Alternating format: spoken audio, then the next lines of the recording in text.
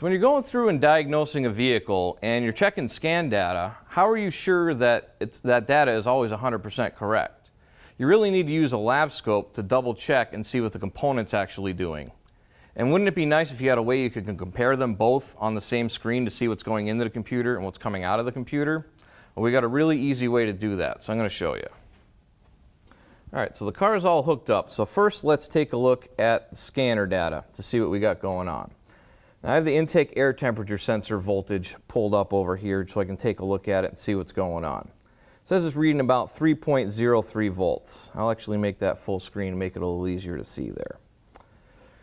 Now, I also have it plugged in with the lab scope, so that'll tell me exactly at the component level what's going on with that sensor.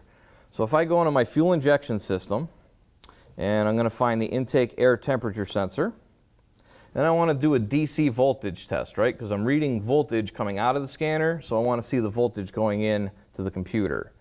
So we'll click DC voltage test. Gives me my pin assignment, shows me what the connector is supposed to look like on the right-hand side here. Over on the left tells me how to plug in my wires. So if I scroll down a little bit, click View Meter. It's going to click, it's going to turn on, and now we have a voltage going across the screen. All right. I'm going to change that so I can see a little bit of data there. Now if I go up and click this button that says meter on the top, I can make it full screen.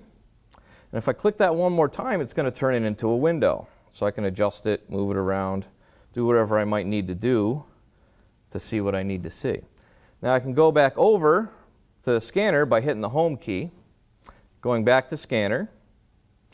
Now this button right next to the home button, that is the taskbar button. If I press that, you see where it says Scope Viewer there on the window. I can click Scope Viewer, and I can see what's going into the computer and what's coming out of the computer on the same screen. So right now I'm getting a live value of 3.06. If I look up here on the scanner, it says 3.01. We're kind of close, pretty close. I'd say that's close enough.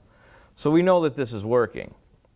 Now what if the computer scanner value was totally different than what I had going in with my lab scope?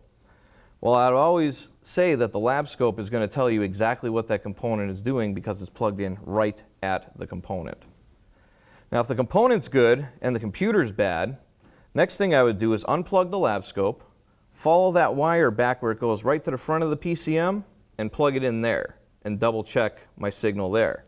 If the signal's good all the way up to the PCM and it's bad coming out the back of the PCM, you know you got a bad PCM. Now, if it had a bad signal going into the PCM, maybe it might be my wiring, but at least I've verified that the component isn't the problem and it may be the wiring or something else. So hopefully that'll help you in some of these voltage issues or some other issue you might be dealing with in your diagnostics.